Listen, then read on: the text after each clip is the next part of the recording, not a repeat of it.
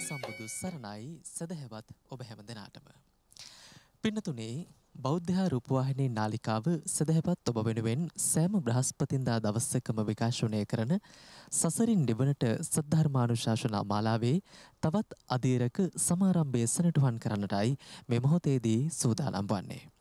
පින්නතුනේ ඔබ අප කෙරෙහි අනුකම්පාවෙන් දේශනාව පැවැත්වීම වෙනුවෙන් බෞද්ධ රූපවාහිනී මැදිරි පරිශ්‍රයට වැඩම කරන්නට යෙදුණු කහපොළ ශ්‍රී සද්ධර්මාරාම මහා විහාරයත් මරදන් කල්ල කරුණාගල චිත්ත විවේකාරාමයත් යන උභය විහාරාධීශවර කම්මට්ටානාචාර්ය පූජනීය තපෝවනයේ අරියදජ පින්වත් ස්වාමින් වහන්සේ අප හැම දෙනාම සාදුනාද පාතුමින් සියල්ලන්ට ප්‍රථමව ධම්සභා මණ්ඩපයට පිළිගනිමු. අවසරයි අපේ හාමුදුරුවනේ. සාදු සාදු සාදු.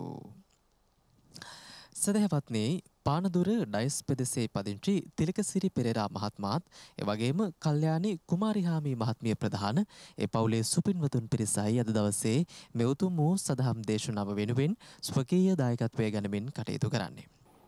සමන්ත චක්කවාලේසු අත්‍රා ගච්ඡන්තු දේවතා සද්ධම්මං මුනි රාජස්ස සුනන්තු සග්ග මොක්ඛදං ධම්මස්සවන කාලෝ අයං බදන්තා ධම්මස්සවන කාලෝ අයං බදන්තා ධම්මස්සවන කාලෝ අයං බදන්තා නමෝ තස්ස භගවතෝ අරහතෝ සම්මා සම්බුද්දස්ස නමෝ තස්ස භගවතෝ අරහතෝ සම්මා සම්බුද්දස්ස නමෝ තස්ස භගවතෝ අරහතෝ සම්මා සම්බුද්දස්ස.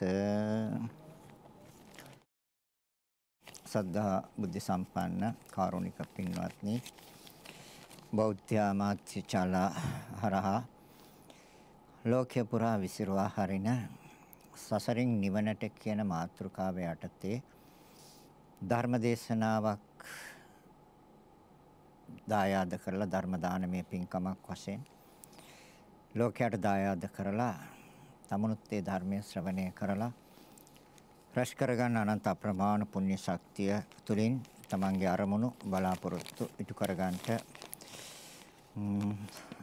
ඒ අපේක්ෂාවෙන් යුක්තවයි සදැහැති දායකත්වය පානදුර ඩයස් ප්‍රදේශයේ පදිංචි තිලකසිරි පෙරේරා මහතා සහ කල්යාණි කුමාරිහාමි මහත්මිය පුණ්‍යානුමෝදනා සිද්ධ කරනවා අපත්ති වදාළ කුසල ධම්ම ස්වාමින් වහන්සේට සහ පානදුරේ ආර්ය ධම්ම ස්වාමින් වහන්සේට ප්‍රාර්ථනීය බෝධියකින් නිවන් සුව ලැබේවා කියලා. පරලෝසපත් ජස්ලින් පීරිස් මෑණියන්ට, එස් මුනීන්ද්‍ර දාස පියාණන්ට, එම් ඩැනි හෙන්රි පෙරේරා පියාණන්ට, කේ සීලවති කුරුකුලසිංහ මෑණියන්ට, ගයන්ත ප්‍රදීප් කෝදාගොඩ ඥාති පුතුණුවන්ට මෙම ධර්ම දානමය කුසල ශක්තියෙන් උතුම් වූ නිවන් සුව පිණිස හේතු වේවා කියලා ප්‍රාර්ථනා කරනවා. පැමිණි සියලු දෙනා නමින් මිය පරලොව ගිය ඥාති මිත්‍රාදීන්ට පින් අනුමෝදන් කරනවා, නිවන් සුව ලැබේවා කියලා ප්‍රාර්ථනා කරනවා. ආශිර්වාද කරනවා ශ්‍රී සම්බෝධි විහාරාධිපති බොරලන්දේ වජිරඥාන ස්වාමින් වහන්සේට සහ ඒ ගැඹුරු ධර්ම කරුණු සරල ලෙස අපට පැහැදිලි කර දෙන තපෝවනයේ අරිච්ච ස්වාමින් වහන්සේට ආශිර්වාද ප්‍රාර්ථනා කරනවා. ජූලි මාස 26 වෙනි දිනට 10 වෙනි උපන්දිනය යෙදී තිබෙන නෙමින්දි සුවනිචා මිනිබිරියට මෙම ධර්ම දානමය කුසල ශක්තියෙන් සියලු යහපත වේවා කියා ප්‍රාර්ථනා කරනවා. මිනිබිරියන් දෙදෙනාගේම අධ්‍යාපන කටයුතු සාර්ථක වේවා කියලා ආශිර්වාද කරනවා. ධර්ම ශ්‍රවණය කළ සෑම දෙනාට උතුම් වූ නිවන් සුව වේවායි කියලා ප්‍රාර්ථනා කරනවා. ඉතින් මේ අරමුණු ඇතුව තමයි මේ පින්කමට ඒ දායකත්වයේ ගත්තේ. එතකොට අපි දේශනා කරන්නේ ධර්ම දේශනා මාලාවක්. ආරම්භ කළේ දැන්ට වසර දෙකකට වැඩි කාලයක් වෙනවා. ආරම්භ කරලා ඒ 84000ක් ධර්මස්කන්ධය අතරින් විසුද්ධි මාර්ගයට අයිති කොටස්. ඒකෙනොත් මග්ගම් මග්ග ඥාන දර්ශන විසුද්ධිය පිළිබඳවයි අපි දේශනා කරන්නේ. අපි ගිය සතියේ කතා කළේ විතර්ක රූප විතර්ක පිළිබඳව. රූප විචාර පිළිබඳව. අද අපි ඒකේ ඉතිරි කොටස් දේශනා කරනවා. ඉතින් ගැඹුරු ධර්මය හොඳින් අහන්න ඕනේ. සමාධි සිතින්, තන්පත් සිතින් ධර්මය ශ්‍රවණය කරන්න ඕනේ. නිවැරදිව ඇහුවොත්, නිවැරදිව ධාරණය කරගත්තොත්, නිවැරදිව සිතින් විමසුවොත් ධර්මය තේරෙයි, අවබෝධ වෙයි. මෙච්චර කාලයකට අවබෝධ නොවුණු නිසා අපි තාම සසරේ. සසර දුකයි කියන එක යම් මට්ටමකට යම් ආකාරයකට ඔයත් දැන් තේරුම් ගන්න තියෙනවා. දැන් හොයන්නේ ඒන් මිදීමක්, ඒන් ගැලවීමක්. ඒන් ගැලවීම සඳහා ලෝකේ එකම දර්ශනයයි තියෙන්නේ. ඒ බෞද්ධ දර්ශනය. ඒ තථාගත දහම නිවැරදිව අනුගමනය කරන කෙනෙකුට, ධර්මානුධර්ම ප්‍රතිපත්තියේ පිහිටලා ඉන්න කෙනෙකුට මේ සසරින් ගැලවෙන්න පුළුවන්. සසරින් ගැලවෙනවා කියන්නේ දුකෙන් ගැලවෙනවා. සසරෙන් නිදහස් වෙනවා කියන්නේ දුකෙන් නිදහස් වෙනවා. එයි සසරයි දුක. පැවැත්මයි දුක. නොපැවැත්ම දුක් අවසන්. හටගැන්මයි දුක, නොහටගැන්ම දුක් අවසන්. ප්‍රවෘත්තියයි දුක, අප්‍රවෘත්තිය දුකෙන් නිදහස්. ඒක නිසා බුදුරජාණන් වහන්සේ ලෝක සත්‍යය කෙරේ මහත් වූ අනුකම්පාවෙන්, කරුණාවෙන් දේශනා කළේ වදාළේ නැවත නැවත මේ දුකට භාජනය නොවි මේ සසරින් ගැලවිලා නිදහස් වෙන ආකාරයයි. ඒ ආකාරය අපි දේශනා ගණනාවකින් දේශනා කළා තියෙනවා. අද දේශනාව සඳහා ගන්නේ ශබ්දය පිළිබඳව, ශබ්ද විතර්ක. විතර්ක දන්නවා, විතර්ක 6යි. රූප විතර්ක, ශබ්ද විතර්ක, ගන්ධ විතර්ක, රස විතර්ක, පොට්ටබ්බ විතර්ක, ධම්ම විතර්ක. විතර්ක කියන්නේ කල්පනා කරනවා. ඒකම තමයි, ඒ හැම තමයි විචාර විතර්ක. ඒවත් කල්පනා කරන තැන තියෙන සබැලීම. යම් දෙයක් පිළිබඳව කල්පනා කෙරුවොත් ඒ පිළිබඳව සබැලීමක් තියෙනවා. ඒතරේ කල්පනා කරන ක්‍රමය වැරදිද නිවැරදි කියන එක තමයි අපි විසඳ ගන්න ඕනේ. එයි තථාගතයන් වහන්සේ දේශනා කරන්නේ පෘථග්ජන පුච්චලයා ඒ ශබ්ද විතර්ක පිළිබඳව මෙනෙහි කරන ආකාරය වැරදි. ඒක නිවැරදි නෑ. එනක නිවැරදි කරගන්න ඕනේ. ඒ නිවැරදි කරගන්නේ කොහොමද කියන කාරණය පැහැදිලි කරා. දකින්න විදිය වැරදි, ඒ හිතන විදිය වැරදි, සොයා බලන විදිය වැරදි, කල්පනා කරන විදිය වැරදි. බුදුරජාණන් වහන්සේ නිවැරදිව හිතන්න, නිවැරදිව දකින්න, නිවැරදිව මෙනෙහි කරන්න දේශනා කරා. එහෙනම් අපි දන්නවා ශබ්දය පිළිබඳව කල්පනා කරනකොට තෘෂ්ණාව නොවැඩෙන ආකාරයට කල්පනා කරනවා නම් අපි සසරෙන් ගැලවෙයි. තණ්හාව වැඩෙන ආකාරයට නම් අපි නැවත නැවත කල්පනා කරන්නේ, තණ්හාව වැඩෙන ආකාරයට නම් අපි සසරට බැඳෙයි. එයි සසරට බඳින්නේ තෘෂ්ණාවයි, තණ්හාවයි. ඒ තණ්හාවේ ආකාර 108යි. කාම තණ්හා, භව තණ්හා, විභව තණ්හා.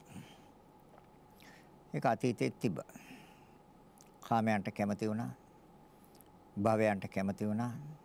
විභව තණ්හා කියන්නේ උච්ඡේද දිට්ඨිය. වර්තමාන භවයේ සියල්ල තියන්නේ කියලා ගන්න. ඒක වැරදි. ඒතර කාම තණ්හා, භව තණ්හා, විභව තණ්හා අතීතයේ තිබ්බා. වර්තමානයේ තියෙනවා. සමහරක් දැනට මේ කියන්නේ මේ ධර්මය අවබෝධ කරගන්න තාක්කල් විභව තණ්හාවක් තියෙනවා. ඒ කියන්නේ වර්තමාන භවයේ සියල්ල තියෙනවා කියලා ගන්න. ඒකට කියන්නේ විභව තණ්හාවේවත් උච්ඡේද දිටි. එහෙනම් ඒක හයකට බෙදෙනවා. රූප තණ්හා, රූපයන්ට ඇලෙනවා. ශබ්ද තණ්හා, ශබ්දයට ඇලෙනවා. එහෙම වෙනවද කියලා අපි සිතෙන් විමසන්න ඕනේ. ඒ තමයි ධර්මානුධර්ම ප්‍රතිපatti කියලා කියන්නේ. පිළිවෙතේ පිහිටලා ඉන්නවා නම් රූපයක් දැකලා අපේ සිත ඇලෙනවද කියලා දකින්න ඕනේ. ශබ්දයක් පිළිබඳව අපේ සිත ඇලෙනවද කියලා නුවණින් දකින්න ඕනේ. ගන්ධයන් පිළිබඳව අපේ සිත ඇලෙනවද කියලා නුවණින් දකින්න ඕනේ. රසයන් පිළිබඳව ඇලෙනවද කියලා අපි නුවණින් දකින්න ඕනේ. පහස පිළිබඳව ඇලෙනවද කියලා අපි නුවණින් දකින්න ඕනේ. අරමුණු පිළිබඳව ඇලෙනවද කියලා අපි නුවණින් දකින්න ඕනේ. එතකොට තණ්හා 6යි මේ ආයතන 6 මුල් කරගෙන. අතීතයේ ආකාර 3යි. අතීත වර්තමාන අනාගත. තර 6 වරක් 3 18යි. කාම තණ්හා, භව තණ්හා, විභව තණ්හා කියන එක 3යි. 18 ඒවා 3 54යි. අධ්‍යාත්මික වශයෙන් හා බාහිර වශයෙන් දෙක 108යි. මේ 108 ආකාර තෘෂ්ණාවගේ අවසානයේ නිවන. අපිට තාම ඒක කරගන්න බැරි වුණා. ඒ කියන්නේ අපි හේතුව හැදුවා. හේතුව හැදුවා නම් අපට උරුම වෙන්නේ බුදුරජාණන් වහන්සේ දේශනා කරන දුක්. ඒකයි දුක කියන එක ආර්ය සත්‍යයක්. ඒකට හේතුව තෘෂ්ණාවයි. ඒක සමුදාය සත්‍යයි. ඒ සමුදේහවත් තෘෂ්ණාවගේ අවසානය නිරෝධාර්ය සත්‍යවත් නිවනයි. ඒකට යන මාර්ගය ආර්ය අෂ්ටාංගික මාර්ගය. දැන් අපි බලමු මේ තෘෂ්ණාව කොහොමද වැඩෙන්නේ? කොහොමද ක්‍රියාත්මක වෙන්නේ? ඒක අයින් කරගන්නේ කොහොමද? නිවැරදිව දැනගත්ත නිවැරදිව දැනගන්න කෙනාට තෘෂ්ණාව ඡය වෙනවා. නිවැරදිව නොදැන නිවැරදිව නොදක ඇලෙනවද? තණ්හාව වැඩෙනවා. නිවැරදිව නොදැන නිවැරදිව නොදක ඒ ඇලෙනවද? තණ්හාව වැඩෙනවා. නිවැරදිව දැනගෙන නිවැරදිව දැක ගන්නවද? තණ්හාව වැඩෙන්නේ නැහැ. තර තෘෂ්ණාව වැඩෙන්නේ කියන්නේ අපි දුක්ඛ ඇති කරන හේතු අයින් කරනවා. තණ්හාව වැඩෙනවා කියන්නේ දුක් ටිකට සහයෝගයක් දෙනවා, ප්‍රත්‍ය. ඒකට දුකට ප්‍රත්‍ය හේතුව තෘෂ්ණාවයි. තර තෘෂ්ණාව අවසන් කළොත් නිවුණා. නිවෙන්නේ රූප, වේදනා, සංඥා, සංකාර, විඥාන. ඒ පහයි නිවෙන්නේ. නිවෙනවා කියන්නේ ඒ පහේ ක්‍රියාකාරීත්වය අහෝසි. ක්‍රියාකාරීත්වය නවතින්නේ.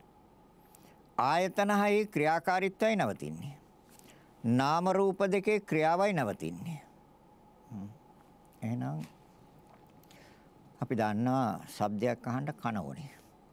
කන නැතුව ශබ්ද අහන්න බෑ මේ ලෝකේ කාටවත්. අපි දැන් විතර්ක කරන්න ඕනේ, කල්පනා කරන්න ඕනේ, සොයා බලන්න ඕනේ තෘෂ්ණාව නොවැඩෙන ආකාරයට. මොකක් ගැනද? කන ගැන හා බාහිර ශබ්ද ගැන. ගිය සතියේ කතා කළේ ඇස ගැන හා රූප ගැන. ඒක පසුගිය ධර්ම දේශනාවේ ඇති. ඒතර අද කතා කරන්නේ කන හා ශබ්දය ගැන. එයි මේ දෙකටම අපි ඇලෙනවා. කනටත් කැමති, කනටත් ප්‍රියයි, කනට ඇලුම් කරනවා, කනට ආස කරනවා. ඒ ආස කරන්නේ වෙන හේතුවක් නිසා නෙමෙයි, අර ශබ්ද පිළිබඳව දැනගන්න ඕන නිසා. මිහිරි ශබ්ද. ඒතර කන ඉස්සරහට දාලා අපි අපේක්ෂා කරන්නේ, බලාපොරොත්තු වෙන්නේ මිහිරි ශබ්ද. ඒ කියන්නේ ශබ්දයටත් ඇලිලා. එහෙනම් ශබ්දය පිළිබඳව සිත් හදන්න ඕන නිසා අපි කනට ඇලෙනවා. හැබැයි කන පිළිබඳව නිවැරදිව දැනගත්තොත්, නිවැරදිව දැකගත්තොත් අපි එනවා සම්මා දිට්ඨියට. සම්මා දිට්ඨිය කියන්නේ ආර්ය අෂ්ටාංගික මාර්ගය. ඒ කියන්නේ තෘෂ්ණාව නැති කරන්න, තෘෂ්ණාව නැතිකළු නිරෝධයයි. ඒ සඳහා මාර්ගයක් බුදුරජාණන් වහන්සේ දේශනා කළා. ඒ ආර්ය අෂ්ටාංගික මාර්ගයයි. ඒකේ ඉස්සෙල්ලාම තියෙන සම්මා දිට්ඨිය. සම්මා දිට්ඨිය කියන්නේ නිවැරදිව දැක ගැනීම. නිවැරදිව දැනගන්නත් ඕනේ, නිවැරදිව දැක ගන්නත් ඕනේ. නිවැරදිව දැකගත්තොත් තමයි සම්මා දිට්ඨියට එන්නේ. එතකන් සම්මා දිට්ඨියට එන්නේ. එහෙනම් තණ්හාව නොවැඩෙන ආකාරයට අපි ඇස ගැනත් හිතන්න, මේ කන ගැනත් හිතන්න ඕනේ, ශබ්දය ගැනත් හිතන්න ඕනේ. දැන් කොහොමද හිතන්නේ? දැන් අපි දන්නවා කන කියලා එකක් නැහැ කියලා. එහෙනම් මොකද්ද තියෙන්නේ? තියෙන්නේ සතර මහා ධාතුන්ගේ ක්‍රියාවක්. මේකේ තියෙන්නේ පඨවි, ආපෝ, තේජෝ, වායෝ. වර්ණ, ගන්ධ, රස, ඕජා. සුද්දාෂ්ටක කලාපේ. ඒ සුද්දාෂ්ටක කලාපය කියන ඒ යථා ස්වභාවයේ නිවැරදි ස්වභාවය අපේ සිතට ඇතුල් කළොත්, සිතට අනුගත කළොත් අපිට තණ්හාව වැඩෙන්නේ නැහැ. එහෙනම් ඒ සඳහා අපිට අවශ්‍ය කරනවා සිහිය කියන ධර්මතාවය. සිහිය කියන්නේ සතිය. කායේ කායානුපස්සී විහෙරති කියන්නේ දැන් කණයිති කයට. ඒතකොට අපි මෙනෙහි කරන්නේ සතර සතිපට්ඨානෙන් එකක්. කායේ කායානුපස්සී විහෙරති. ඒතකොට අපි වැටිලා තියෙනවා නොදැනුවත්මම සතර සතිපට්ඨානෙන් එක සතිපට්ඨානයකට. සති කියන්නේ සිහිය, ප ဋ ාණ කියන්නේ පිහිටවල. ඒතර අපි නිවැරදිව දැනගන්න, නිවැරදිව දැක ගන්න නම් කන කියන සම්මුති නාමය අයින් කරන්න ඕනේ. ඇයි? පරමාර්ථ වශයෙන් කනක් නැහැ. පරමාර්ථ වශයෙන් තියෙන ක්‍රියාවක්. ඒ ක්‍රියාව සතර මහා ධාතුන්ගේ. එතකොට ඒ ක්‍රියාවට තමයි අපි නම තිබ්බේ කන කියලා. ඒතකොට ඒක වැරදි. බුදුරජාණන් වහන්සේ දේශනා කරනවා ඒක වැරදි. එතකොට අපි වැරදි ආකාරයට සිත පිහිටලා තියෙනවා නම් අපේ සිත තියෙන්නේ සම්මුතිය. එතකොට අපිට විද්‍යාමාන වෙලා තියෙන සම්මුතිය. සම්මුතිය විද්‍යාමාන වෙලා තියෙනවා නම් පරමාර්ථය විද්‍යාමානයි. පරමාර්ථ ධර්මයන් විද්‍යාමාන වුණොත් සම්මුතිය විද්‍යාමානයි. එතකොට කන නැහැ, කනක් නැහැ. එතකොට පරමාර්ථයයි විද්‍යාමාන. ඒතර බුදුරජාණන් වහන්සේ දේශනා කරන්නේ පරමාර්ථය විද්‍යාමාන කරගන්න. ඒතර පරමාර්ථ ධර්මයන් තුල සිත තිබ්බහම සතර මහා ධාතු හැටියට මේ දකින තාක්කල් කනට ආස කරන්නේ නැහැ. ඇයි? ඒකේ තව ස්වභාවයක් තියෙනවා. ඒකේ තව ස්වභාවය තමයි ඇති වෙලා නැති වෙනවා. ඇති වෙන සැනෙන් නැති වෙන. ඒක තමයි මුලින්ම සඳහන් කළේ ක්‍රියාවක් කියලා. ඒතර ඒ ක්‍රියාව තියෙන්නේ කනේ නෙමෙයි. ඒ ක්‍රියාව තියෙන්නේ සතර මහා ධාතුන්ගේ. ඇයි? ඒ කන අයිති සතර මහා ධාතුන්ට නිසා කන කියන මේ ස්වභාවයෙන් නිර්මාණය කළේ සතර මහා ධාතු. ඒතර සතර මහා ධාතුන්ගේ ඇතිවීම නැතිවීම තියෙන්නේ. කනේ ඇතිවීමක් නැතිවීමක් නැහැ. ඒක අපිට පෙන්නනවා මේ තියෙන ස්වභාවයක්. හැබැයි ඒකට යටින් තියෙනවා නිවැරදි ක්‍රියාව.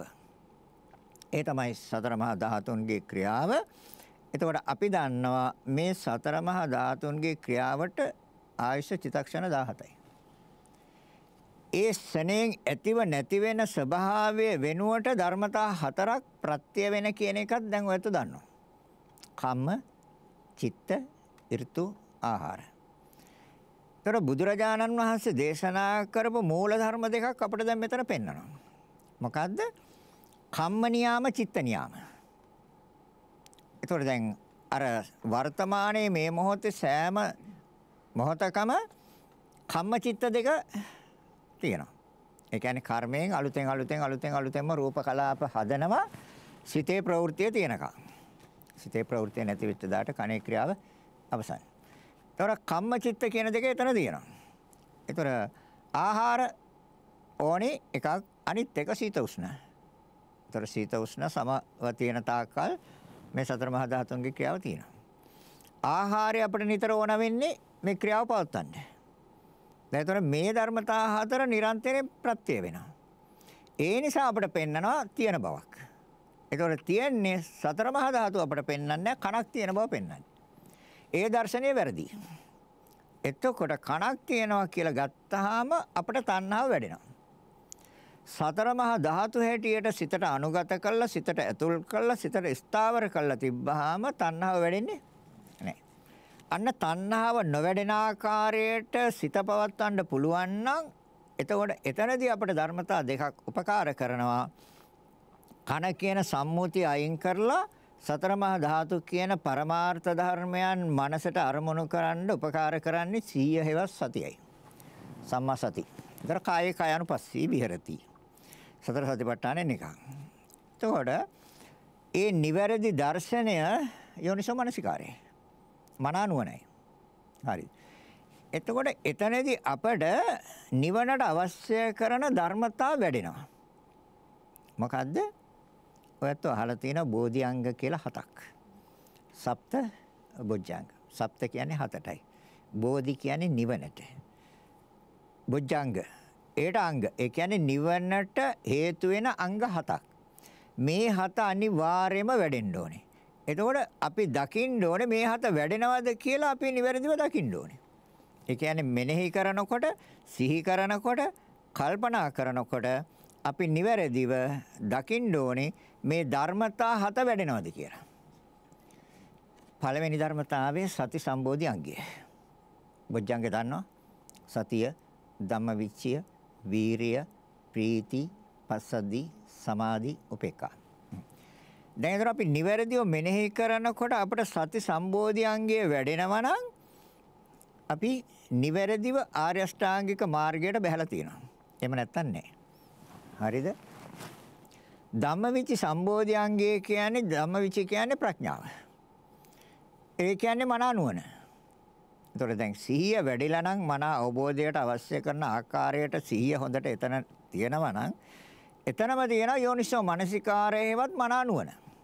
ඒ කියන්නේ ප්‍රඥාව. ඒතර ප්‍රඥාව කියන්නේ ධම්මවිචි සම්බෝධි අංගය. ඒතර මන අවබෝධයට අවශ්‍ය කරන ආකාරයට ධම්මවිචි සම්බෝධි අංගය වැඩෙනවා.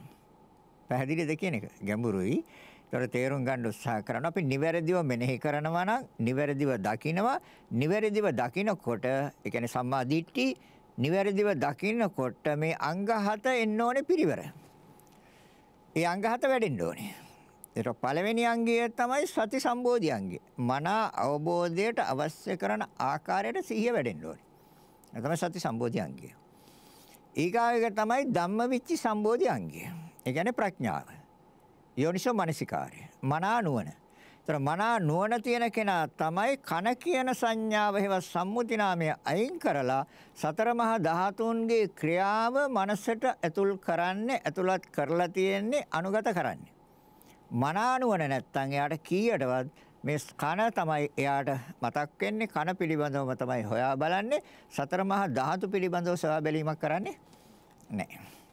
එහෙනම් එයාට එතන ධම්මවිචි සම්බෝධියංගේ නැහැ. ඒතර ධම්මවිචි සම්බෝධියංගේ කියන්නේ ප්‍රඥාව, මනා නුවණ, අර සිහිය තියෙන තැන ඒක තියෙනවා. එතකොට එයා නිවැරදිව දකිනවා සතර මහා ධාතුන්ගේ ක්‍රියාව. පැහැදිලිද කියන්නේ? ඒතර සතර මහා ධාතුන්ගේ ක්‍රියාව නිවැරදිව දකිනවා. ඒතර සම්මා දිට්ඨිය. ඒතර මේ සතර මහා ධාතුන්ගේ ක්‍රියාව දකිනකොට එයාට තව මෙන්න මේ කරුණු 7 තව පැත්තකින් පිරිවර වෙන්න ඕනේ. එතනත් 7ක් තියෙනවා. ඒ තමයි අනිත්‍යයි කියන කාරණය. දැන් කන නෙමේ අනිත්‍ය. සතර මහා ධාතු ඇතිව නැති වෙන නිසා තමයි අනිත්‍ය. ඒතර සතර මහා ධාතු චිතක්ෂණ 17යි නේ ආයුෂ. ඒතර චිතක්ෂණ 17ක් තුළ ඇතිව නැති වෙනවා. ඒතර චිතක්ෂණ 17ක් තුළ ඇතිව නැති වෙනවා කියන්නේ තම කෙටි කාලයක්. එතරයි අනිත්‍ය තියෙන්නේ. ඒතර අනිත්‍ය දකින්න ඕනේ කනේ නෙමෙයි. කන හදපු ධර්මතාවයේ අනිත්‍යතාවය දකින්න ඕනේ. එතකොට දකින්න තියෙන සතර මහා ධාතුන්ගේ ඉපද බිඳෙන ස්වභාවය. දැන් එතකොට එතන එනවා එක ඥානයක්. ඒ තමයි උද්‍යව්‍ය ඥානය. ඊට කලින් තව ඥාන කීපයක් සම්පූර්ණ වෙනවා. පළවෙනියම සම්පූර්ණ වෙන ඥානය තමයි සම්මර්ෂණ ඥානය. දැන් සම්මර්ෂණය කියන්නේ විභාග කරනවා, පරීක්ෂා කරනවා, බෙදලා වෙන් කරලා බලනවා. ඒතකොට දැන් මේ විතර්ක. හරිද? ඒක නිවැරදිව විතර්ක වෙන්න ඕනේ. ඒතකොට නිවැරදිව කල්පනා කරනවා. එහෙනම් සම්මර්ෂණ ඥානය. ඒතකොට බෙදා වෙන්කොට බැලීමේ හැකියාව තියෙනවා. බෙදලා වෙන් කළා බලලා අපි නිවැරදිව දැනගත්ත දැකගත්ත නාම රූප දෙකක්. කන කියන්නේ සතර මහා ධාතුන් එක මෙනෙහි කළ සිත නාම. හරිද? ඒතකොට නාම රූප පරිච්ඡේද ඥානය තමයි ඊගාවට එන්නේ. ඊගාවට එනවා යථාභූත ඥාන දර්ශනය. ඇත්ත ඇති සැටියෙන් දැකීම. ඇත්ත ඇති සැටියෙන් භූත කියන්නේ ඒතර සතර මහා ධාතු මහා භූත. යථා කියන්නේ භූතයන්ගේ හැටි. ඇත්ත తත්වය යථා භූත. ඥාන කියන්නේ නුවණ, දර්ශනය කියන්නේ දකින්න. ඒතර භූතයන්ගේ හැටි නිවැරදිව නුවණින් දකින්න යථා භූත ඥාන දර්ශනය ඒක තමයි ඊගාවට එන්නේ. ඊගාවට තමයි උද්‍යව්‍ය ඥානෙ ඉන්නේ. පැහැදිලිද කියන එක? ඒතර පළමුවෙන් එන්නේ සම්මර්ෂණ ඥානය විභාග කරනවා. දෙවෙනියට එනවා තමන්ම තීරණය කරන නාම රූප දෙකක්මයි තියෙන්නේ. එතනින් එහාට කිසි දෙයක් නැහැ කියලා. ඒතර නාම රූප පරිච්ඡේද ඥානය. ඒතර ඊගාවට එන්නේ යථා භූත ඥාන දර්ශනය භූතයන්ගේ හැටි නිවැරදිව දකින්න. එතකොට එතන එනං ඉපද බිඳෙන ස්වභාවය නිවැරදිව දකින්න. එතකොට ඉපද බිඳෙන ස්වභාවය නිවැරදිව දකිනකොට එන්න උද්‍යව්‍ය ඥානය. දැන් තේරුණාද? පැහැදිලිද? එතකොට එතන අනිත්‍ය වශයෙන් නියත වශයෙන්ම අනිත්‍යයි කියලා මෙනෙහි කරන්න දෙයක් නැහැ. අනිත්‍ය කියන එක පැහැදිලිව නුවණින් දකිනවා. අනිත්‍යයි කියලා මෙනෙහි කරන්න නෙමෙයි ඕනේ. අනිත්‍ය දැක ගන්න ඕනේ. එයි දර්ශනය. ඒතර උද්‍යව්‍යානු දර්ශන ඥානය. උදය කියන්නේ හට ගන්නවා, වැය කියන්නේ නැති වෙනවා, දර්ශනය කියන්නේ දකිනවා, ඥානය කියන්නේ නුවණින්. ඒතර නුවණින් දකිනවා හටගෙන නැති වෙනවා. උදය වැය. එතනයි අනිත්‍ය තියෙන්නේ. හරිද? නිරන්තරයෙන්ම ඉපද බිඳෙන ධර්මතාවයක්, හටගෙන නැසෙන ධර්මතාවයක් නම් තියෙන්නේ. ඒක සැප උපදවන එකක් නෙමෙයි. පවතිනවා නම් යම් කාලයක් යම් දෙයක්, ඒක යම් කාලයක සැපක් තියෙයි. මොහතකවත් නැවතීමක් නැති ක්ෂණයක් පාසා ඉපද බිඳෙනවා නම් යම් ධර්මතාවයක් ඇතිව නැති වෙනවා නම් එතන තියෙන දුකක්. අපි කැමති ඇති වෙනවට නැති වෙනවට. දැන් නැති වුණාම මොකද කරන්නේ? අඬනවනේ. නැති වුණාම දුක් වෙනවා, ශෝක වෙනවා, අඬනවා, කනගාටු වෙනවා, වැළපෙනවා. දැන් ඇති වෙනවා නම් හොඳයි. හැබැයි ඇති වෙනසනේ නැති වෙනවනේ. එහෙනම් එතන තමයි දුක තියෙන්නේ. නැති වෙන්නේ නැතුව තියෙනවා නම්, දිගටම තියෙනවා නම් එහෙනම් හොඳයි. ඒකයි බුදුරජාණන් වහන්සේ දේශනා කරන්නේ මහණෙනි අනිත්‍ය ලක්ෂණය තුල තියෙන දුක්ඛ ලක්ෂණය. එතකොට දැන් අපි නැති වෙනවට කැමති නෑනේ. ඉතින් අපේ කැමැත්ත හැටියට තියන්න බෑ. ඒ තියන්න බැරි ඒ ක්‍රියාවේ නිවැරදි ස්වභාවය ඒක තමයි. ඒ සතර මහා ධාතුන්ගේ නිවැරදි ක්‍රියාව ඇතිවනසනේ නැතිවීම. එහෙනම් එතන අපේ කැමැත්ත හැටියට නෙමෙයි තියෙන්නේ. උපකාරයට අනුවයි ඒක හටගන්නේ. ඒකට කියන්නේ ප්‍රත්‍යයට අනුරූපව ඵල උපදවන කියන කාරණේ ඒක තියෙන්නේ. ඒ කියන්නේ යම් දෙයක් උපකාර කළොත් ඒ උපකාරයට අනුව ඵලය හැදෙනවා. කර්මය උපකාර කරන්නේ යම් ආකාරයෙන්ද පඨවියාපෝ තේජෝ වායු කියන ධර්මතාවේ ක්‍රියාව සිද්ධ වෙන්නේ ඒ ධර්මතාවය උපකාර කරගෙන. සිත පවතින්නේ යම් ආකාරයෙන්ද ඒක උපකාර කරගෙන තමයි සතර මහා ධාතුන්ගේ ස්වභාවය පවතින්නේ. දැන් ඒක තේරුම් ගන්න නම් දැන් සිතක් තියෙනවනේ අපිට.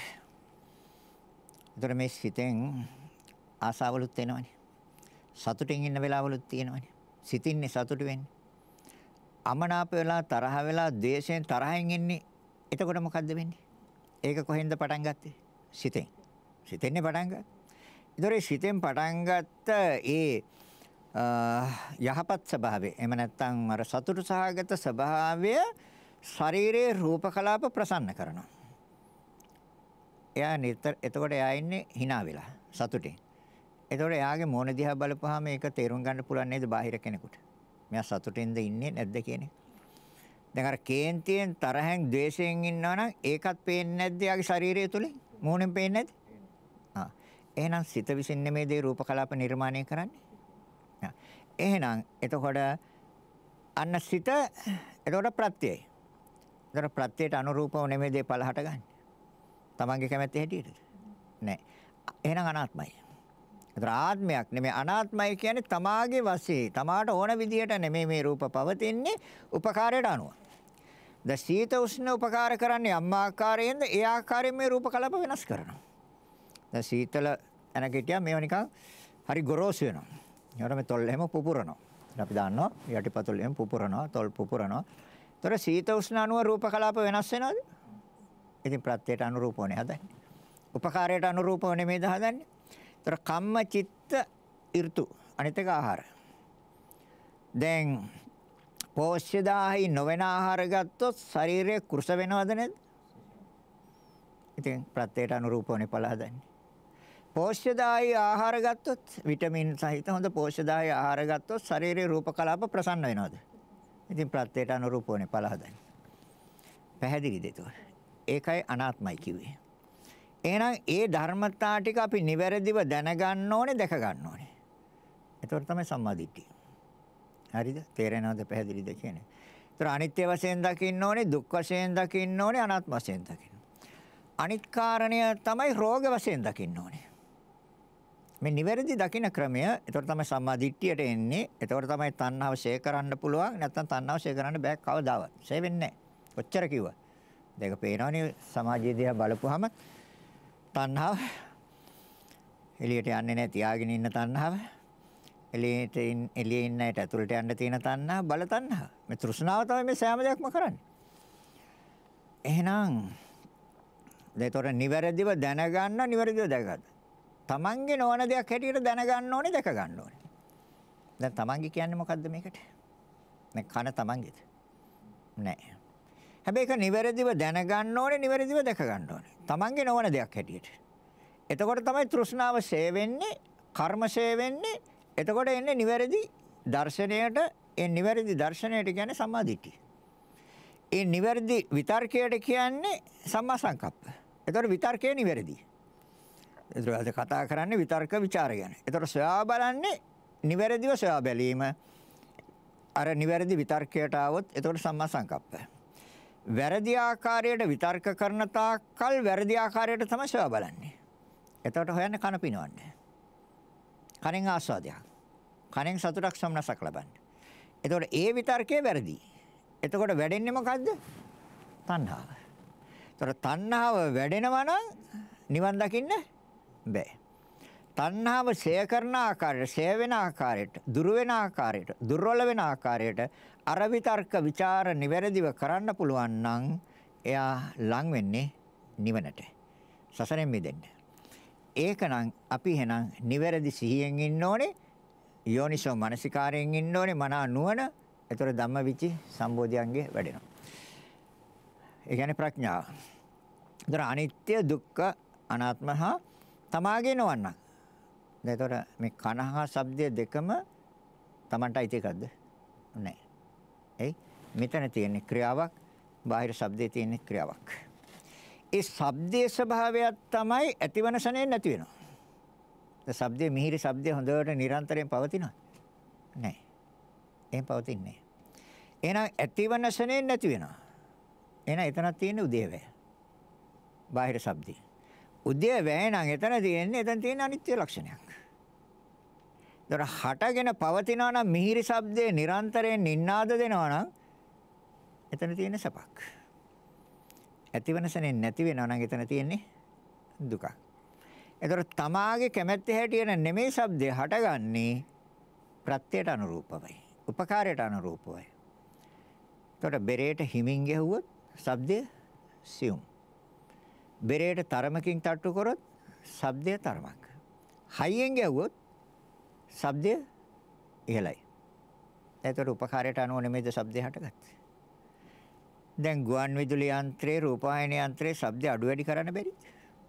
දැන් බොහොම අඩු කරලා අහන්නත් පුළුවන් නේ Tamanට විතරක් ළඟට වෙලා ඉඳලා. එතකොට ප්‍රත්‍යයට අනුරූපවනේ ඵලය. තරමකට දානවා. ඒ ශාලාවට විතරක් ඇහෙන්නේ. නැත්තම් උඩ තට්ටුවටත් ඇහෙන්න දාන්න පුළුවන් පල්ලේ හින්දා. ඒතර ප්‍රත්‍යයට අනුරූපව නෙමෙයිද ශබ්දයේ ඵලය? ඒතර තමාගේ කැමැත්ත හැටියට නෙමෙයි නේද?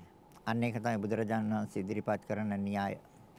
නිවැරදි වූ න්‍යාය. උපකාරයට අනුවයි ඵලය හටගන්නේ. ඒතර එහෙනම් එතන තියෙන්නේ අනාත්මය. ඒතර තමාගේ කැමැත්ත හැටියට නෙමෙයි එහෙනම් තමන්ගේ නොවන දෙයක්. ඒතර තමන්ගේ නෙමෙයි මේකක්වත්. ඒතර කනත් තමන්ගේ නෙමෙයි. ශබ්දය ඒකත් තමන්ගේ නෙමෙයි. අන්න නිවැරදිව කල්පනා කරනවා. නිවැරදි විතර්ක. නිවැරදි ਵਿਚාර. ඒ නැති තාක්කල් විතර්කය වැරදි, ਵਿਚාරයත් වැරදි. ඒ විතර්කය වැරදි වෙනවද? වැරදි ආකාරයට නම් විතර්ක කරන්නේ තණ්හාව වැඩෙනවා. නිවැරදි ආකාරයට නම් විතර්ක කරන්නේ තණ්හාව ෂේ වෙනවා. තණ්හාව දුර වෙනවා. ඒතර දැන් තණ්හාව වර්ධනය කරගෙන සසරට වැටෙනවද? තණ්හාව ෂේ කරගෙන ක්‍රමක්‍රමයෙන් දුර්වල කරගෙන දුරු කරගෙන නිවන් දකින්නද? දැන් මේ දෙකක් තියෙනවා. කැමැති එකක් ගන්න පුළුවන්. පවතින දේ නම් ඉතින් ඒක එහෙම සිද්ධ වුණා නම් ආයි හරි ආයි කිසි ගැටලුවක් නැහැ. මේ බණ අහන්න මේ මහන්සි වෙන්න මොකුත් ඕනේ නැහැ. හැබැයි වැඩෙන්නේ මොකද්ද කියලා හොඳට බලන්න. දෙයක පේනවා අපේ රට දිහා බලුවා. මොකද්ද මෙච්චර කල් වැඩිලා තියෙන්නේ කියලා. නේ. එතන මොනවද වැඩිලා තියෙන්නේ මෙච්චර කාලයක්? 225ටම. තණ්හාව නෙමෙයිද? කතා කරන වචන වලින් තේරෙන්නේ මොකක් වැඩිලා කියලාද? තෘෂ්ණාව වැඩිලා කියලා නේද තේරෙන්නේ? එතකොට කොහෙටද ලං වෙලා තියෙන්නේ? සසරට. ඒගොල්ලන්ට එතකොට අණ්ඩජ කියන තැනක ප්‍රතිසන්දි ගන්න වෙයිද? වෙනවා අනිවාර්යයෙන්. බිත්තරයක් ඇතුලේ. ජලාබුදත් ගනි. කුණු කාණු පල් වතුරවල ඕපපාතික പ്രേත තිරිසන් ලෝකයේ නිරය. ඒක තමයි බුදුරජාණන් වහන්සේ දේශනා කරන තෘෂ්ණාව හදන්නේ මේ තැන්. තෘෂ්ණාව විසින් ඒ තැන් හදනවා. එහෙනම් අපි කැමති දේවට නෑ. ඒතර මනුස්ස ලෝකෙට අපි ඇවිල්ලා තියෙනවා නාම රූප දෙකක් උරුම කරගෙන සතර මහා ධාතු හා සිතහා සිතුවිලි වල ක්‍රියාව උරුම කරගෙන වර්තමාන භවයේ අපි මනුස්සාත්ම භවයක් හදාගත්තේ කර්මයක් හින්දා නෙමෙයි. කර්මයක් හින්දා. එහෙනම් එතකොට තෘෂ්ණාව නිසා අපි මොනවද කරන්නේ? කර්ම. දැන් තෘෂ්ණාව නිසා කර්ම කරන බව හොඳටම තේරෙනවා. ප්‍රාණඝාතයල් කෙරුවා. මං කියන්නේ කවුද කියලා වෙත දන්නවා. හොරකම් කෙරුවා. දැන් තණ්හාවෙන්ද නෙමෙයිද ඔය කෙරුවේ. වැරදි කාම සේවනයන් කෙරුවා. තෘෂ්ණාවෙන්ද නෙමෙයිද කෙරුවේ. බොරු කිව්වා. එදා ඉඳලම බොරු කිව්වේ. නැද්ද? මේ සතිය ඉවරයි කිව්වා. අවල් දවසේ ඉඳලා ඔක්කොම ඉවරයි කිව්වා. ගෑසුත් තියනවා කිව්වා. තෙලුත් තියනවා කිව්වා. විදුලියක් තියනවා කිව්වා. අවල් දවසේ ඔක්කොම ඉවරයි කිව්වා. බොරුමනේ කිව්වේ. දැන් ඒතර මේ තෘෂ්ණාව නිසා පව් කරනවද නැද්ද? කේලම් කියනවද නැද්ද? දැන් ගන්න මේ අපිට දැන් හොඳට මේ දර්ශනය වෙන ඇහැට කනට දර්ශනය වෙන දේවල් ගැනයි මම කතා කරන්නේ. ඒ තුළින් තේරුම් ගන්න පුළුවන් මේ තෘෂ්ණාව වැඩිලා මේ අය මේ සසරට වැටෙන හැටි. ඒ කියන්නේ තණ්හාව නිසා කර්ම කරන හැටි. ඒකයි බුදුරජාණන් වහන්සේ දේශනා කරන්නේ මහණෙනි යම් කිසි කෙනෙකුට තෘෂ්ණාව තියෙනවා නම් යනියත් වශයෙන් කර්ම කරනවා. තණ්හාව තියෙනවා නම් කර්ම කරනවා. කර්ම නිසා විපාක විඳිනවා. කර්ම නිසා විපාක විඳින්නේ. දැන් එහෙනම් එතකොට කේලම් කියනවා පරුෂ වචන කතා කරනවා. වැඩකට නැති හිස් වචන කතා කරනවා. නේ. එතකොට පස්පව් දස කුසල ඔක්කොම කරනවද තෘෂ්ණාව හින්දා? එහෙනම් කර්ම කරන්නේ. එතකොට පැහැදිලිද දැන් කියන එක? එහෙනම් තණ්හාව ෂේ වෙන්න ඕනේ. එතකොට අනිත්‍ය වශයෙන්, දුක් වශයෙන්, අනාත්ම වශයෙන්. එතකොට තමන්ගේ නොවන්නක්. තමන්ගේ එකක් නෙමෙයි මේක. එතකොට શબ્දයක් තමන්ගේ එකක් නෙමෙයි. මේකත් තමන්ගේ එකක් නෙමෙයි. තමන්ගේ නොවන්නක් හැටියට නිවැරදිව දැනගන්න, නිවැරදිව දැක ගන්න. එතකොට සම්මා දිට්ඨිය. නිවැරදිව විතර්ක කරා, විතර්ක කියන්නේ කල්පනා කරනවා, විචාර කියන්නේ සොයා බලනවා, සම්මා සංකප්ප. දැන් එතකොට බහැලා තියෙන්නේ කොහාටද? ආර්ය අෂ්ටාංගික මාර්ගයට අවතීර්ණ වෙලා තියෙනවා අපි. හැබැයි ඒක ලෞකික පැත්තටත් නෙමෙයි ලෝකෝත්තර පැත්තට. ඇයි ලෝකෝත්තර පැත්තට කියන්නේ? තණ්හාව දුරු වෙන ආකාරයටයි මෙනෙහි කරන්නේ. තණ්හාව දුරු වෙන ආකාරයට යම්කිසි කෙනෙක් මෙනෙහි කරනවා නම් එයා සසරින් ගැලවෙන්නයි ඉවර දරන්නේ. මහන්සි ගන්න. සසරෙන් මිදෙන්න. දෙයක නෙවෙයි. හරි. එතකොට අනිත් කාරණේ තමයි රෝග වශයෙන් මෙනෙහි කරන්න ඕනේ. කනේ රෝග හටගන්නේ නැත්. කනේ නෙමෙයි රෝග හටගන්නේ සතර මහා ධාතුන්ගේ. ඒ විකෘතිතාවයයි රෝග හදන්නේ. තේරෙනවද? එහෙනම් මේකයිති ව්‍යාධියට රෝගවලට. ජරාවටයිති ව්‍යාධියටයිති. කනේ ක්‍රියාව කොයි වෙලේ හරි අවසන් වෙයි. ඒ කියන්නේ සතර මහා ධාතුන්ගේ ක්‍රියාව අවසන් වෙනවා. සිත අරමුණක් අරගෙන අර හතර ස්ථානයෙන් එක තැනකට බැස්සහම අණ්ඩජ, ජලාබුජ, සංසේදජ, උපපාතික. ඒකට තමයි මරණය කියන්නේ. මරණය හා චුතිය. ඒතර චුති එවත් මරණය ඒකට ප්‍රතිසන්දි. දැන් ඒකකට කැමති නැහැ. ජරාවට කැමති නැහැ. ලෙඩ හැදෙනවට ඒකත් කැමති නැහැ. මේක බින්දිලා අවසන් වෙනවට ඒකත් කැමති නැහැ. මේක නිසා ශෝක වෙනවට මේක ගෙඩියක් ඇවිල්ලා හරි මේක පොපුරලා හරි මේක සැරව ගලනවා නම් හරි ලේ ගලනවා නම් හරි කැමතිද? නැහැනේ. දැන් එහෙනම් තොර ජරා ව්‍යාධි මරණ ඒ නිසා ශෝක වෙනවා. කනගාටු, හැඬීම්, වැළපීම්, දුක් දෝමනස්ය එනවා. දැන් ඒවා මොනවටදයිති? මං කියන දුකටයිති කියලා. ඒවා සැපටයිති ඒවා නෙමෙයි. ඒවා දුකටයිති. එන එක සත්‍යයන්නේ ඇත්ත. ඒ තමයි දුක්ඛාරය සත්‍ය කියන්නේ. එතකොට දැන් ඒ හදන්න මුල් වෙච්ච ධර්මතාවය දැන් මෙච්චර වෙලා පෙන්වුවා තෘෂ්ණාව කියන කාරණේ. ඒ තෘෂ්ණාව නිසා කර්ම කරනවා. කර්ම නිසා විපාක පිණිස මේ සතර මහා ධාතුන්ගේ ක්‍රියාව පටන් ගන්නවා. ඒක ඇහෙන එකක් වෙන්න පුළුවන්. ඒක නැහැ එකක් වෙන්න පුළුවන්. එහෙම නැත්නම් ඒක හොඳටම ඇහෙන එකක් වෙන්න පුළුවන්. හොඳටම ඇහෙනවා, එක්ක ඇහෙන්නේ නැහැ, එක්ක තරමක් ඇහෙනවා. දැන් ඒ ස්වභාවයටපත් කළේ කවුද? ඒ ස්වභාවයටපත් කළේ කර්මයයි. ඒක තමයි බුදුරජාණන් වහන්සේ දේශනා කරන්නේ ඔය කම්මයටයි. එතකොට තියෙනවා තථාගතයන් වහන්සේ පෙන්වලා දීපු නිවැරදි ධර්මතා දෙක කම්ම නියාම චිත්ත නියාම. මේක කර්ම නියාමයක්. එතකොට ඒ කර්ම කරන්න මුල් උනේ සිත. සිත නෙමෙයිද මුල් උනේ කර්ම කරන්න? ඒතර කම්ම නියාම චිත්ත නියාම කියන එක බුදුරජාණන් වහන්සේ දේශනා කරපු එක හරියද? එහෙනම් සම්මාදිට්ඨිය. දැන් කම්ම නියාම චිත්ත නියාම කියන්නේ සත්‍යයේ පැවැත්මට දේශනා කරේ කරුණු දෙකයි. විශ්වයේ පැවැත්මට තුනයි. බීජ නියාම, ඍතු නියාම, ධම්ම නියාම. ඒක විශ්වයේ පැවැත්ම, ලෝකයේ පැවැත්මට. සත්‍යයේ පැවැත්මට දෙකයි. කම්ම නියාම, චිත්ත නියාම. එහෙනම් අපි නිවෙනවා නම් නිවටපත් වෙන්න ඕනේ නම් අපි දැන් මොකද්ද කරන්න ඕනේ? කර්ම මතයි සිත තියෙන්නේ, එහෙනම් කර්මයෙන් කරන්න ඕනේ. කම්ම නියාම, චිත්ත නියාම. දැන් කර්මේ විපාක විඳින්නනේ මේක හදලා දීලා තියෙන්නේ. දැන් මේක නෑහෙන තාක්කල් මේක විකෘතිතාවය කියන සතර මහා ධාතුන්ගේ විකෘතිතාවය ඇතුව උප්පත්තියේ ඉඳලම කන ඇහෙන්නේ නැතුව ආවනම් එයාගේ විකෘතිතාවය සතර මහා ධාතුන්ගේ විකෘතිතාවය නිසා එයා ඒ පිළිබඳව සතුටු වෙනවද දුක් වෙනවද? ජීවිතේ තියෙනකන් අඬනවා. අනේ මට මේ ලෝකේ මොනතරම් මිහිරි ශබ්දයක්ද මට අහන්න විදියක් නැහැ කියලා. දුක් වෙනවද නැහැ? එතකොට කවුද ඒක කළේ යාට? උරුම කළා දුන්නේ. කර්මය විසින්. ඒතර කර්මය විසින් හැදුවේ කණක් නෙමෙයි. සතර මහා ධාතුන්ගේ ක්‍රියාවක්. ඒකට මුල් උනේ තෘෂ්ණාව. තණ්හාවනේ මුල් උනේ කර්ම කරන්න. දැන් පෙන්වන්නේ තණ්හාව නිසා දැන් කර්ම කරගන්න හැටි. ලෝකයා කොහොමද කර්ම කරගන්නේ කියලා. එතකොට එහෙනම් තණ්හාව නිසා කර්ම කරනවා. එහෙනම් මේක දකින්න ඕනේ රෝග වශයෙන්. තමන්ගේ නොවන්නක් වශයෙන්. පැහැදිලි? අනිත් කාරණේ තමයි නැසෙන දෙයක් හැටියට දකින්න ඕනේ. ශනයක් පාසා නැසෙන දෙයක් හැටියට. ශනයක් පාසා පවතිනවද?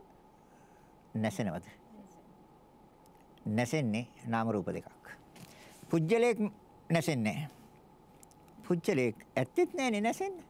ඒතර තියෙන්නේ නාම රූප දෙකක් නම් නැසෙන්නේ නාම රූප දෙක. ඒතර රූපේ චිත්තක්ෂණ 17ක් තුල නැසෙනවා. එය මෙනෙහි කරන සිත එක චිත්තක්ෂණයක් තුල නැසෙනවා. එහෙම ස්වභාවයක් නෙමෙයිද තියෙන්නේ? එහෙනම් ඒ නිවැරදි ස්වභාවය මනසට ඇතුල් කරන්න, මනසට අනුගත කරන්න, ඒ සිතුවිල්ල සිතේ ලියන්න. අපි ලියාගෙන තියෙන්නේ නිට්ටයයි, ස්ථිරයි, සදාකාලිකයි කියලා. සැපයි කියලා, ආත්මයි කියලා. නොනැසෙන දෙයක් හැටියට අපි ලියාගෙන තියෙනවා. නිරෝගී කියලා අපි හිතාගෙන ඉන්නවා. නෑ. නිරෝගීකම තුල රෝගී බව තියෙනවා. නිරෝගීකම තුල තියෙන්නේ රෝගී බව. තරුණකම තුල තියෙන්නේ මහලු බව. දැන් ඔය තරුණ වෙලා ඉඳලා නෙමෙයිද මහලු වෙලා තියෙන්නේ? ඉතින් තරුණකම ඔක ඇතුලේ තිබ්බනේ. මොකක්ද? මහලු බව. මහලු බව කොහෙද තිබ්බේ? තරුණකම ඇතුලේ තිබ්බේ මහලු බව. තරුණේ මහලු වෙන්නේ නැද්ද? එහෙනම් ඒතර තරුණකම තුලනේ ඒක තිබ්බේ. ජීවිතය තුල මරණය තියෙන්නේ. නැද්ද? ජීවිතය පටන් ගත්තොත් මරණයත් එක්ක නෙමෙයිද පටන් ගන්නේ? එහෙනම් ජීවිතය තුල තියෙන මරණය. එහෙනම් නිවැරදිව දැනගන්න, එතකොට නිවැරදිව දැක ගන්න. අනිත් කාරණේ තමයි ශුන්‍ය වශයෙන් දකින්න ඕනේ. ශුන්‍ය වශයෙන්. ඒ ශුන්‍යයි කියන්නේ බුදුරජාණන් වහන්සේ දේශනා කරන මහණෙනි මේ ලෝකයේ ශුන්‍යයි. ලෝකයේ ශුන්‍යයි. ඒ ශුන්‍යයි කියන්නේ හිස් මුකුත් නැහැ. දැන් මේ සතර මහා ධාතුන්ගේ ක්‍රියාවෙන් මොකද්ද ගන්න තියෙන්නේ? මොකද්ද අරන් තියන්න තියෙන්නේ? පඨවි ධාතුව අරන් තියන්න පුළුවන්ද? ආපෝ ධාතුව අරන් තියන්න පුළුවන්ද? උණුසුම අරන් තියන්න පුළුවන්ද? එන වායුව අරන් තියන්න පුළුවන්ද? ඒ ශුන්‍යයි. මේ ඒ හතරනේ මේකේ තියෙන්නේ. එහෙනම් කණක් තියනවද? නෑ. ඒක තමයි ශුන්‍යයි කිව්වේ. අර ධාතු හතර ශනයක් පාසා ඉපද බිඳෙන්නේ සිතේ ක්‍රියාකාරීත්වය නිසා. හරිද? ඒතර සිතේ ක්‍රියාකාරීත්වය බුදුරජාණන් වහන්සේ දේශනා කරන එක ශුන්‍යයි. කර්ම නැති දාට යාට ඉන්න බෑ. කර්ම තියන තාක්කල් එයාට පවතින්න පුළුවන් සිතට. දෙකක් පෙන්නනවා. කාලය අනුව. දැන් කර්ම සකස් වෙන්නේ කොහොමද? දැන් මම ඉස්සෙල්ලා කිව්වා බෝධි අංග නිවැරදිව වැඩෙන ආකාරයට මෙනෙහි කරන්න ඕනේ. බෝධි කියන්නේ බුද්ධිය, බුද්ධිය කියන්නේ නිවන. එතකොට සතිය මේ ආකාරයට නිවැරදිව සිහිය පවත්වනවා නම් ඒක සති සම්බෝධි අංගයයි. මේ ආකාරයට නිවැරදි ක්‍රියාව අනිත්‍ය වශයෙන්, දුක් වශයෙන්, රෝග වශයෙන්, Tamange නොවන්නක් වශයෙන්, නැසෙන දෙයක් වශයෙන්, ශුන්‍ය වශයෙන්, අනාත්ම වශයෙන් දකිනවා නම් ඒක ධම්මවිචි සම්බෝධි අංගයයි, ප්‍රඥාවයි, සම්මාදිට්ඨියයි. හරිද? ඒතර සතිය ධම්මවිචය. මේ කරුණ ඇති කර ගන්න නම් වීරියක් හෙවත් උත්සාහයක් ඕනද නැද්ද? ඒක විරිය සම්බෝධි අංගයයි. මනා අවබෝධයට අවශ්‍ය කරන ආකාරයට වීරිය වැඩිලා. හරිද? ඒතර ධම්මවිචය වැඩිලා, ප්‍රඥාව වැඩිලා, නිවැරදිව දැක්කන. සිත එතන හරියටම තිබ්බනම් සතිය වැඩිලා. ඒතර සති ධම්මවිචය වීරිය. මේ ධර්මතා තුන එකතු වෙන තැන ලොකු සතුටක් තියෙනවා. ප්‍රීති සම්බෝධි අංගය. මනා අවබෝධයට අවශ්‍ය කරන ආකාරයට ප්‍රීති සම්බෝධි අංගය වැඩෙනවා. එතනින් එහාට තියෙන්නේ පස්සද්ධි. පස්සද්ධි සම්බෝධි අංගය. පස්සද්ධි කියන්නේ සංසිඳෙනවා. සංසිඳෙනවා කියන්නේ සැහැල්ලු බව. සැහැල්ලු බව එන්න ඕනේ සිතේ හා ඒ කියන්නේ වේදනා, සංඥා, සංස්කාර කියන ධර්මයන්ගෙන් සැහැල්ලු බව ඕනේ, සිතේ සැහැල්ලු බව ඕනේ. ඒකටයි පස්සද්ධි කියන්නේ. දැන් සැහැල්ලුවක් තියෙනවද සිතට? නැහැ. ධර්ම අවබෝධය තුළ සැහැල්ලුවක් එනවා. කොහොමද එන්නේ? අපි හොයන්නේ වේදනානේ. විඳින්න නෙමෙයිද හොයන්නේ? දැන් විඳින්න හොයන තැන තියෙන්නේ ක්‍රියාකාරී බවක්ද සැහැල්ලුවක්ද? සැහැල්ලුවක් එතන නැහැ. ඇයි? සෑම මොහොතකම හොයන්නේ විඳින්න. ඇහෙන් විඳින්න, කනෙන් විඳින්න, නාසයෙන් විඳින්න, දිවෙන් විඳින්න, කයෙන් විඳින්න, මනසෙන් විඳින්න. ඉතින් එතන නැහැනේ සංසිඳීමක්. එතන සංසිඳිලා නැහැනේ. එහෙනම් වේදනාව සංසිඳන කාරණයක් නෙමෙයි. ඒකට සංසිඳීම කියන්නේ පස්සද්ධිය. එහෙනම් වේදනාව අයින් කරන්න. එතකොට සංසිඳිලා. ඒ කියන්නේ විඳීම අයින් කරන්න. වේදනාව ඇති වෙනවා. වේදනාව නවත්තන්න බෑ. අතේ කැපුණොත් වේදනාවක් ඇති වෙනවා. ගලක් ඇවිල්ලා කකුලේ වැදුනත්, මුලක පැටලුණොත්, වැටුණොත් වේදනාවක් ඇති වෙනවා. ඒක නවත්තන්න බෑ. විඳින එක නවත්තන්න. ඇහැ ඉස්සරහට දාලා ඇහෙන් විඳින එක නවත්තන්න. එතකොට සැහැල්ලුයි. නැද්ද? විඳින්න හොයන තාක්කල් සිත අවිවේකීද නැද්ද? ඉතින් කොහෙද සැහැල්ලුවක්? කණෙන් ශබ්ද අහලා විඳින්න හොයන තාක්කල් සිත සැහැල්ලුද අවිවේකීද? අවිවේකී. නාසයෙන් ගඳ සුවඳ විඳලා ඒ ආස්වාදය ලබන්න හොයනකම් සිතට සැනසීමක් තියෙනවද? නැහැ. සැහැල්ලුවක් නැහැ. එහෙනම් පස්සද්ධියක් නැහැ. දිවෙන් රස විඳලා නැවත නැවත ඒ රසයම නම් හොයන්න සිතුවිලි පවත්වන්නේ එතන සංසිඳීමක් තියෙනවද? නැහැ. කයෙන් හොයන්නේ පහසම නම් එතන සංසිඳීමක් සැහැල්ලුවක් නැහැ. එහෙනම් විඳින තැන නෙමෙයි නොවැඳින තැන සැහැල්ලුවක් තියෙන්නේ, සහනයක් තියෙන්නේ, සුවයක් තියෙන්නේ නොවිඳින තැන. එහෙනම් එකයි කරන්නේ. ඒකට කියන්නේ කාය පස්සද්ධිය. එතකොට සංඥාව අපි නිවැරදිව අරන් තියෙන්නේ. විඳින්න මම නෑ කියන එක අපි සංඥාවෙන් ගත්තා. විඳින්න මම නෑනේ. නාම රූප දෙකක් නෙමෙයි ප්‍රත්‍ය වෙන්නේ. එතකොට සංඥාව එතන නිවැරදි. එතකොට සංඥාවෙන් රූප සංඥා, ශබ්ද සංඥා, ගන්ධ සංඥා, රස සංඥා, පොට්ටබ්බ සංඥා කියන්නේ ඒ පහම ගත්තොත් සතර මහා ධාතුන්ගේ ක්‍රියාව. ඒ ක්‍රියාවනේ පාට කරලා තියෙන්නේ. සතර මහා ධාතුන්ගේ ක්‍රියාව තමයි පාට කරලා තියෙන්නේ. නිල් පාට, සුදු පාට, කහ පාට, රතු පාට. ඒ සතර මහා ධාතුන්ගේ ක්‍රියාව. ඒතර සංඥාවෙන් ගන්නෙ නෑ. සංඥාව නිවැරදිව දැනගත්තා, නිවැරදිව දැකගත්තා. එතන සිත සැහැල්ලුයි. ඒතර සම්මාදිට්ඨිය. ඒතර තණ්හාව එතන වැඩෙන්නෙත් නෑ.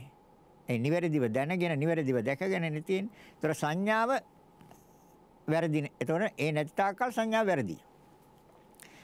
දැන් සංඥාව වැරදියට ගන්න තාක්කල් සිතට සැනසෙල්ලක් සහනයක් නැහැ. විඳින දේ හඳුනා ගන්නවා, හඳුනා ගැනීම දේ තුළ සිත බලවත් වෙනවා. ඒතකොට කර්ම.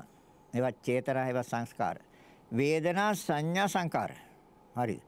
ඔය ධර්මතා තුන ක්‍රියාත්මක වෙන තාක්කල් සිත පස්සද්ධි වෙන්නේ නැහැ. චිත්ත පස්සද්ධියක් එන්නේ. ඒ කියන්නේ ඒකට කියන්නේ කාය පස්සද්ධි. චිත්ත පස්සද්ධිය කියලා කියන්නේ විඥාණය. දැන් විඥාණයට පවතින තැනක් ඕනේනේ. විඥාණය පවතින්නේ වේදනා, සංඥා, සංස්කාර කියන ධර්මතාවයන් උඩ තමයි විඥාණය පවතින්නේ. හැබැයි වේදනා, සංඥා, සංස්කාර හා විඥාණයට පවතින උපකාර කරන ධර්මය තමයි සතර මහා ධාතු. ඒකට කිව්වේ රූප. ඒ නිසා තමයි නාම රූපච්ඡ විඥාන. හරිද? ඒතර දැන් විඥානයේ සංසිඳීමක් ඕනේ. ඒතර විඥානයේ සංසිඳෙනවා විඳින්නේ නැත්තම් හඳුනාගන්නෙත් නැත්තම් සිත බලවත් වෙන්නේ නැත්තම් එතන කර්ම සකස් වෙලා නැහැ. එහෙනම් විඥානය සැහැල්ලුයි. තේරෙනවද කියන්නේ? විඥානය කියන්නේ සිත. එතකොට අරමුණ පිළිබඳව දැනගන්නා ස්වභාවය අරමුණ හොයන්නේ නැහැ. එයි සංසිඳිලා නිසා. එහෙන් රූප හොයන්නේ. කනෙන් ශබ්ද හොයන්නේ. නාසයෙන් සුවඳ හොයන්නේ. දිවෙන් රස හොයන්නේ. ඉන්ද්‍රිය සංවරයි. කයෙන් පහස හොයන්නේ. මනසෙන් අරමුණ හොයන්නේ. ඒ අරමුණ හොයන්නේ නැත්තම් එතකොට විතක්ක ਵਿਚාර කරන්න දෙන්නේ. විතර්ක නැහැ, ਵਿਚාර නැහැ. ඒතර විතර්ක ਵਿਚාර සංසිඳනවා නම් ඒතර විඥාණය සැහැල්ලුයි. එහෙනම් කායපස්සද්ධි, චිත්තපස්සද්ධි. වේදනා, සංඥා, සංකාරවල කියන ධර්මතාවයන්ගෙන් සංසිඳීම කායපස්සද්ධි. අර විඥාණය සංසිඳීම චිත්තපස්සද්ධි. දැන් සැහැල්ලුයි. ඒක මන අවබෝධයට අවශ්‍ය කරන අංගයක්. මොකද්ද? පස්සද්ධි සම්බෝධි අංගය. ඊට පස්සේ තියෙන්නේ තර සතිය, ධම්මවිචය, වීරිය, පීති, පස්සද්ධි, සමාධි. දැන් තොර සිත සමාධි. ඒ අරමුණ වල විසිරෙන්නේ නැහැනේ. ඒව සැහැල්ලුයිනේ. අරමුණ ගන්න නැහැනේ. අරමුණ ගන්නවා, ගන්න සෙනෙන් අයින් කරනවා. එතකොට සැහැල්ලුයි. පැහැදිලිද කියන එක. ඒතොර එහෙනම් එතන සිත සමාධිය. එතකොට දැන් මේ අංග පිරිවර වෙලා තියෙනවා, වට වෙලා තියෙනවා. එතන නිවැරදි උපේක්ෂාවක්. ඒ උපේක්ෂාව ඇලීමත් නැහැ, ගැටීමත් නැහැ. කාටද ඇලීමත් නැත්තේ, ගැටීමත් නැත්තේ? මං කියනවා රහතන් වහන්සේට කියලා. හරිනේ? දැන් පැහැදිලිද කියපේ? එහෙනම් නිවැරදිව විතර්ක කරන්න, නිවැරදිව ਵਿਚාර කරන්න. එතකොට තෘෂ්ණාව දුර්වල වෙනවා, බෝධිඅංග වැඩෙනවා, ආර්ය අෂ්ටාංගික මාර්ගයට බැහැලා තියෙන්නේ නිවෙනවා. ඒ නැති තාක්කල් නිවන්න බෑ. පැහැදිලිද? ධර්ම දේශනාව අවසන් කරන කාලය ඉවරයි. පැහැදිලිනේ? මේ කවදා හරි කරන්න වෙනවා. ඉතින් ඒක දැන් ඉඳලා පටන් ගත්තාම හොඳයි. නේ? ඒක වැඩක් නැහැ නේ. මොකද්ද මේ පවතින දේ? නාමයේ ගිහිලා තවත් භවයක් හදලා දෙනවා. එතන ගිහිලා අර සතර මහා ධාතුන්ගේ ක්‍රියාවක් හදනවා. ඉතින් අපි ওই දෙක අල්ලගෙන මම කියලා. ඔක අල්ලගෙන මගේ කියලා. ඔක මට අයිතිවාසිකම් කියනවා. හැබැයි මොකක්ද තියෙන්නේ? මම කියලා කෙනෙකුත් නැහැ, මගේ කියලා කෙනෙකුත් නැහැ, මට අයිතිවාසිකම් කියන්නත් බෑ. මම ආත්මයකුත් නැහැ. ඉතින් නැති දෙයක් නෙමෙයි අල්ලන් ඉන්නේ. ඒක තමයි බුදුරජාණන් වහන්සේ දේශනා කරන සාරයක් නැහැ කියලා. ශුන්‍යයි කිව්වේ ඒකයි. හිස් ගතේ තු කිසි දෙයක් නැහැ. හොඳයි. සදහැති දායකත්වයේ පානදුර ඩයස් ප්‍රදේශයේ පදිංචි තිලකසිරි පෙරේරා මහතා සහ කල්යාණි කුමාරි හැමි මහත්මිය පුණ්‍ය අනුමෝදනා කරන අපවත් වදාළ කුසල ධම්ම ස්වාමින් වහන්සේට සහ පානදුරේ ආර්ය ධම්ම ස්වාමින් වහන්සේට ප්‍රාර්ථනීය බෝධිකින් නිවන් සුව ලැබේවා. පරලෝසපත් ජස්ලින් පීරිස් මෑණියන්ට එස් මොනීන්ද්‍ර දාස පියාණන්ට එම් ඩැනි හෙන්රි පෙරේරා පියාණන්ට කේසීරවති කුරුකුල සූර්ය මෑණියන්ට ගයන්ත ප්‍රදීප් කෝදාගොඩ ඥාති පුතුණවන්ට මෙම ධර්ම දානමේ කුසල ශක්තියෙන් උතුම් වූ නිවන් සුව පිණිස හේතු වේවා කියලා ප්‍රාර්ථනා කරනවා. පැමිණි සියලු දෙනා නමින් මිය පරලොව ගිය සියලු ඥාතීන්ට පින් අනුමෝදන් කරනවා. නිවන් සුව ලැබේවා කියලා ප්‍රාර්ථනා කරනවා. ආශිර්වාද කරන ශ්‍රී සම්බෝධි විහාරාධිපති බොරලන්දේ වජිරඥාන ස්වාමින් වහන්සේට සහ ගැඹුරු ධර්ම කරුණු සරල ලෙස අපට පැහැදිලි කර දෙන තපෝවනේ අරිද්ද ස්වාමින් වහන්සේට ආශිර්වාද ප්‍රාර්ථනා කරනවා. ජූලි මාස 26 වෙනි දිනට 10 වෙනි උපන්දිනයේ යෙදී තිබෙන නෙමින්දි සුවනිචා මිනිබිරියට මෙම ධර්ම දානමය කුසල ශක්තියෙන් සියලු යහපත උදා වේවා කියලා ප්‍රාර්ථනා කරනවා. මිනිබිරියන් දෙදෙනාගේම අධ්‍යාපන කටයුතු සාර්ථක වේවා කියලා ආශිර්වාද කරනවා. ධර්ම ශ්‍රවණය කළ සෑම දෙනාටම උතුම් වූ නිවනින් සුවපත් වේවා කියලා ප්‍රාර්ථනා කරනවා.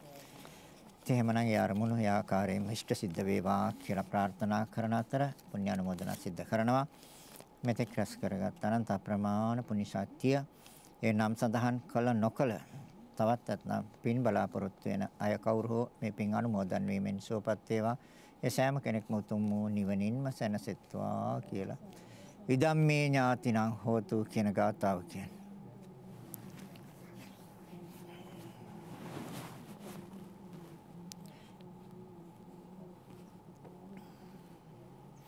දෙවියන්ට පින් දෙමු. ආකාසට්ටා ච බුම්මට්ටා දේවා නාග මහිද්దిక පුඤ්ඤන්තං අනුමෝදිත්වා චිරන් රැක්කන්තු ලෝක සාසනං. ආකාසට්ටා ච බුම්මට්ටා නාග මහිද්దిక පුඤ්ඤන්තං අනුමෝදි චිරන් රැක්කන්තු දේශනං. ආකාසට්ටා ච බුම්මට්ටා දේවා නාග පුඤ්ඤන්තං අනුමෝදිත්වා චිරන් රැක්කන්තු මං පරන්ති. රැස් කරගත් අනන්ත අප්‍රමාණ පුණ්‍ය ශක්තියින් ඔබ අප සෑම දිනාටම මේ සංසාර දුකෙන් නිදහස් වීම පිණිසම හේතු වාසනා වේවා කියලා හිතාගෙන සාදු කියනවා. සෑම දිනාටම ආශිර්වාද කරනවා. අභිවාදන සීලිස්ස නිච්ඡං වත්තාපචායිනෝ චත්තාරෝ ධම්මා වඩ්ඩಂತಿ ආයුවන්නෝ සුඛං බලං ආයුරාෝග්‍ය සම්පatti සග්ග සම්පatti මේවත අතෝ නිබ්බාන සම්පatti ඉමිනාතේ සමිච්ඡතු.